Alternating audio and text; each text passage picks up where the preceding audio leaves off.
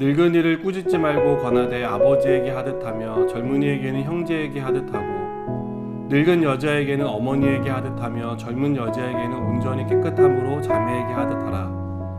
참 과부인 과부를 존대하라.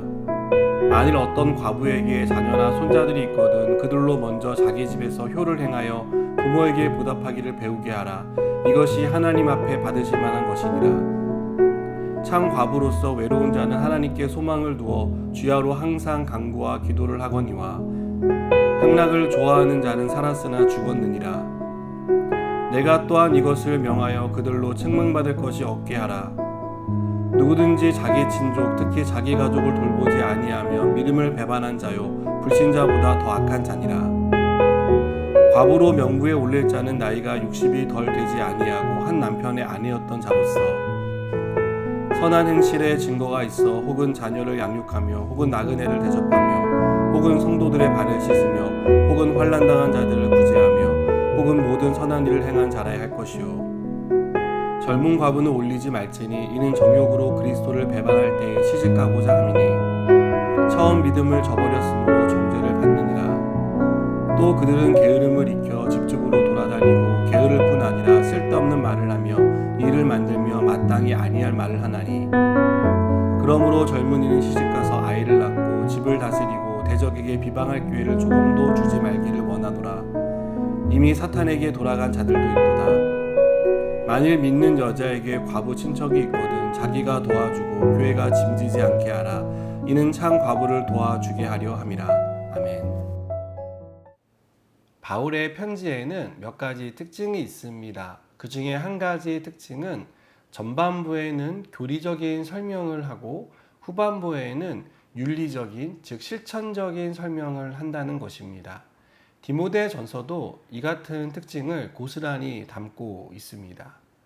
이것은 우리가 아는 것에 그쳐서는 안 된다는 것을 가리킵니다.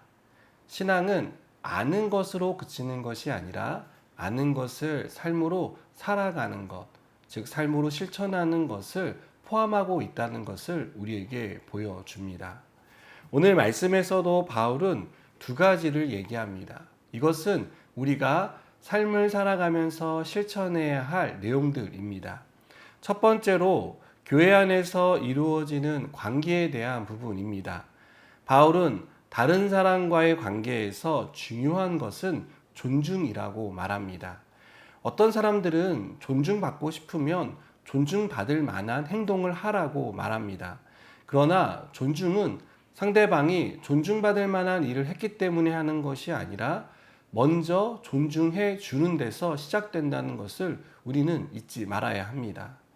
다른 사람과의 관계를 잘 맺고 또 좋은 관계를 유지하기 위해서라면 우리는 언제나 상대방을 배려하고 상대방을 존중하는 태도를 가져야 합니다. 가끔 교회 안에 갈등이 일어날 때가 있습니다.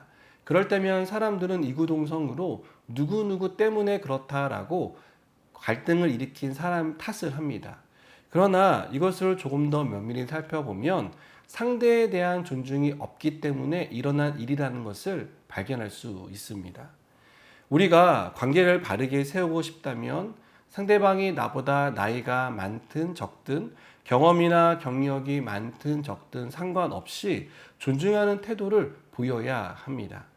이것은 교회 안에서 뿐만 아니라 우리가 사회생활을 할 때도 필요한 가르침이라고 생각됩니다. 그리스도인은 언제나 상대를 나보다 더 나은 사람이라는 생각으로 대해야 합니다. 이렇게 나보다 남을 낮게 여길 때 그리고 존중하는 태도를 가질 때 우리의 관계 속에는 아름다운 열매들이 맺힐 수밖에 없습니다. 사람들은 받은 만큼 돌려주려고 합니다. 그러나 그리스도인은 받은 것이 없어도 돌려줄 수 있는 것이 많은 사람이라고 저는 믿습니다. 둘째로 오늘 말씀에는 약자에 대한 가르침이 나옵니다.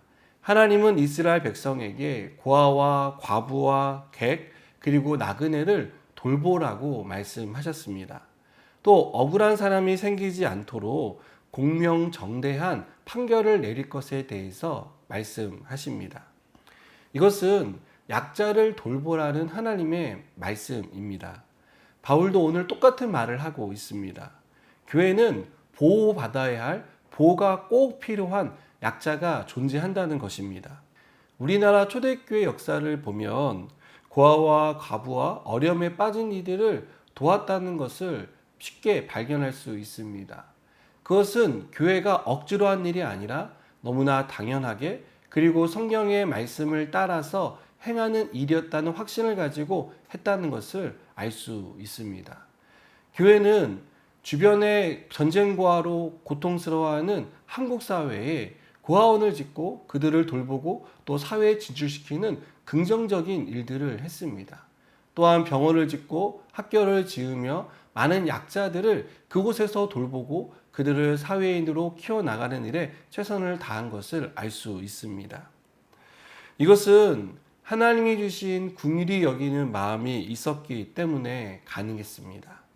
저는 우리 사회가 약자 그리고 어려운 사람들을 돌보는 그런 사회가 되었으면 좋겠습니다. 그러기 위해서는 교회가 먼저 이 일을 해야 합니다. 그리고 교회를 구성하고 있는 성도인 우리가 먼저 이 일을 해야 합니다. 오늘 바울은 우리가 읽은 본문 속에서 한 가지 중요한 사실을 강조하고 있습니다. 존중하는 것, 그리고 긍휼한 마음으로 사회적 약자를 돌보는 일에 누가 먼저가 아니라 내가 먼저, 우리가 이 일을 해야 할 사람이라고 말하고 있습니다. 이것은 머리로 아는 것에 그쳐서는 안 되고 삶으로 살아가는 것으로 드러나야 한다라고 바울은 강조합니다. 그리고 그 일에 앞장서는 사람은 바로 저와 여러분이 되어야 합니다. 사랑하는 여러분, 교회 안에 존중이 넘친다면 그 교회는 존귀한 교회가 될 것입니다. 사회적 약자를 외면하지 않고 그들을 돌본다면 그 교회 안에는 자연스럽게 긍휼이 풍성한 그런 공동체가 될 것이라고 확신합니다. 우리가 오늘 말씀을 잘 기억하고 상대를 먼저 존중해주고 또 긍휼한 마음으로 이웃을 돌볼 수 있는 그러한 성도가 되기를 주님의 이름으로 축복합니다. 기도하시겠습니다. 하나님, 우리가 남을 존중히 여기고 또 긍휼을 베푸는 일에 앞장서게 하여 주시옵소서. 내가 먼저 이 일을 하게 하시고 우리가 이 일을 함으로 우리 교회 안에 존중이 넘치고 하나님의 긍휼이 넘치는 그런 은혜를 있게 하여 주시옵소서. 예수님의 이름으로 기도드립니다. 아멘.